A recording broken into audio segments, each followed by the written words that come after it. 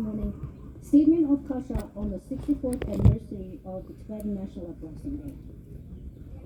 Today is the 64th anniversary of Tibetan people's uprising against the occupation of the People's Republic of China, PRC, in 1959, the 34th anniversary of the PRC's imposition of first martial law in Tibet in 1989, after 3 successive annual mass protests in Tibet's capital Lhasa, and the 15th anniversary of the peaceful protests that erupted across the 3 traditional provinces of Tibet in 2008.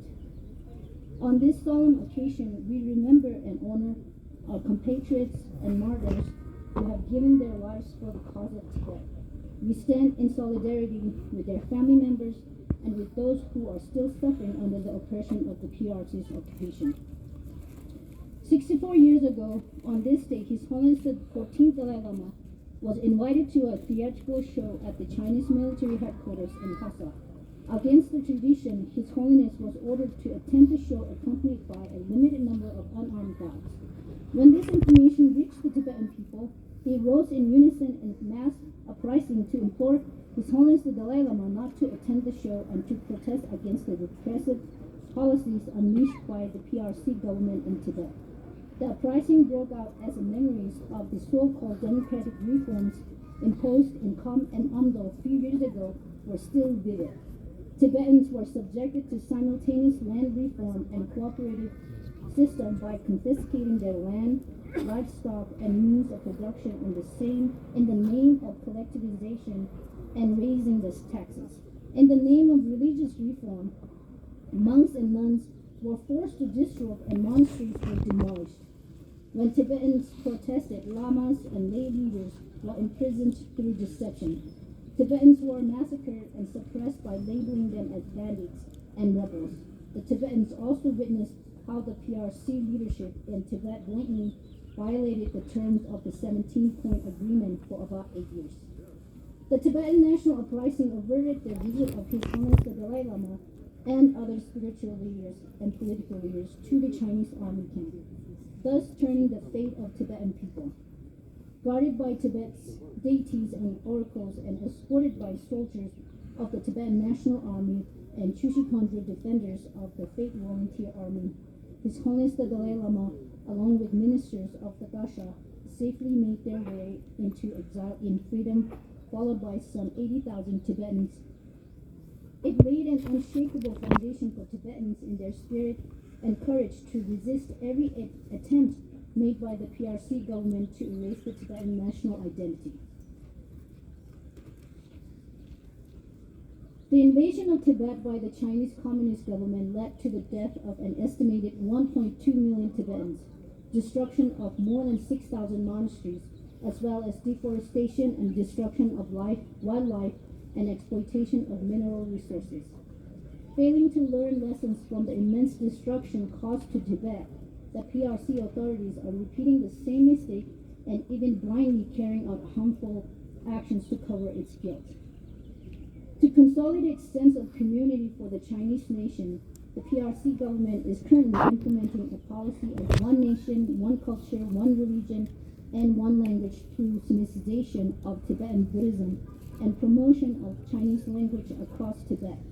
Tibetan children are forced into a vast network of colonial-style kindergartens and boarding schools to learn Chinese language and way of life. The PRC government is enforcing an assimilationist language policy in these schools in complete disregard of the universally adopted education system and international human rights standards. In a report on 6 February this year, the United Nations independent experts voiced alarm over the PRC government's policy aimed at assimilating over 1 million Tibetan children culturally, religiously, and linguistically through a residential school system. The so-called Tibetan Statistical Yearbook 2021 recorded 4,491 pre-primary school children in 2000, which has sharply risen to 23,414 in 2010 and 150,934 in 2020. Similarly, over 100,000 Tibetan nomads from about 20 counties in Nangchung, Mori, and Shigaze prefectures were relocated to city number 4, constructed in Sumburi, Gongar County in the so-called Tibet Autonomous Region TAR. It raises serious doubt and suspicion as to how this project provides sustainable livelihood for the relocated people and for what purpose will their native land be used for. The PRC government, in the name of combating separatism and maintaining social stability, is controlling every movement of Tibetans with measures more draconian than the time of Cultural Revolution. Every town, village, street, pastoral areas, and grasslands are constantly surveilled using latest technology through grid management systems. Last month, a so-called regulations of network and information security in TAR came into force. It tasked government departments, state, and public organs above the county level to monitor and control information on the internet. The regulation criminalizes even forming and participating in social media groups with separatist forces. The Chinese government has intensified its campaign of forcibly indoctrinating Tibetans, including students, nomads, farmers, and even monks and nuns with communist ideology. Large-scale collection of data from Tibetans through DNA extraction, iris scan, and facial recognition are being carried in the name of social management. In March last year, 81-year-old Tabun died after setting himself on fire in front of the police station near Kirti Monastery in northeastern Tibet in protest against the PRC government's repressive policies. He became the 157th confirmed and known Tibetan to self-immolate in Tibet since 2009. The Kasha again appeals to Tibetans to preserve their lives in order to contribute all their energy for the cause of Tibet. Extremely concerning reports of enforced disappearance and extrajudicial imprisonment of Tibetan writers, intellectuals, language advocates, human rights and environmental activists, and those advocating against animal slaughter continues to emerge from Tibet. The whereabouts of the 11th Panchen Lama, Tenzin Gendu Yishi Chine, popularly called Gendu Chugi Yuma, still remain unknown following his abduction by Chinese authorities in 1995. The Central Tibetan Administration will make every effort to seek immediate release of the 11th Panchen Lama and other Tibetan political prisoners, appeal for continued support from the government's human rights organizations and individuals. We thank everyone who takes initiative in this advocacy campaign. Tibet's capital Lhasa was placed under severe lockdown continuously for over 100 days last year under the zero COVID policy, causing enormous hardship in the people's daily life, which pushed some to even commit suicide.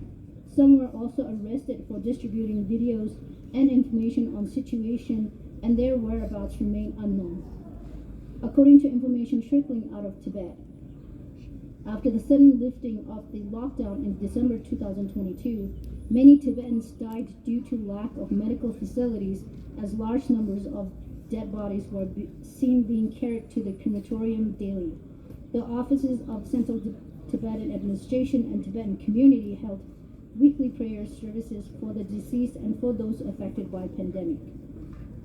The CTA is hoping to find a mutually agreeable way forward to discuss Tibet's future status based on the middle way policy. In this regard, we're ready to engage with the PRC government based on equality and friendship to seek a mutually beneficial and lasting solution. Moreover, we urge the PRC government to immediately stop its flawed policy of eradicating the Tibetan identity. We welcome the reintroduction of bipartisan and bicameral will of promoting a resolution to the Tibet-China conflict in both the houses of the U.S. Congress in February 2023 by House Foreign Affairs Committee Chairman Michael McCall, Congressman Jim McGovern, Senator Jim Merkley, and Senator Todd Young. It will reinvigorate the hope and determination of the Tibetan people. The bill is aimed at finding a resolution to Sino-Tibet conflict while recognizing the true historical status of Tibet and urgency of the current situation. Similarly, on 14th December, the Canadian Parliament unanimously adopted a resolution endorsing the middle way approach and supporting the resumption of a dialogue between the Tibetan representative and PRC government. The said bill and resolution will certainly give meaningful leverage to the middle way approach as a win-win solution to the Sino-Tibet conflict. His Holiness the Dalai Lama emphasizes the cultivation of love, compassion, and concern for the well-being of others with a sense of oneness of humanity. If we can practice his advice in our daily life, it will certainly pacify the enmity in this world engulfed in war and overcome the problems of natural calamity, pandemic, and famine. His Holiness the Dalai Lama is not only the protector and symbol of Tibet and the Tibetan people, but also an unparalleled leader revered across the world for his commitment to promote human values and religious harmony, preservation of Tibet's Buddhist culture, and revival of ancient Indian knowledge. We will resolutely oppose the PRC government's baseless accusation of labeling His Holiness the Dalai Lama as separatist and every attempt to obstruct His Holiness's meritorious service for the world. Moreover, the PRC government will lose the key to resolve the Sino-Tibet conflict if it fails to positively recognize the historic bond between His Holiness the Dalai Lama and the Tibetan people and the reality of the current situation. I would like to take this opportunity to express the Tibetan people's sincere gratitude and appreciation to India for providing us a second home and its unwavering support, as well as to the United States and other governments, parliamentary Tibet support groups, and individuals who support truth and justice. We also thank the Tibetan associations, voluntary Tibetan advocacy groups, and non-governmental organizations for their voluntary advocacy campaigns. Finally, I pray for the long life of His Holiness the Dalai Lama and simultaneous fulfillment of all his wishes. May the truth of Tibet prevail soon and peace spread across the world. Lakasha, 10 March 2023. Thank you.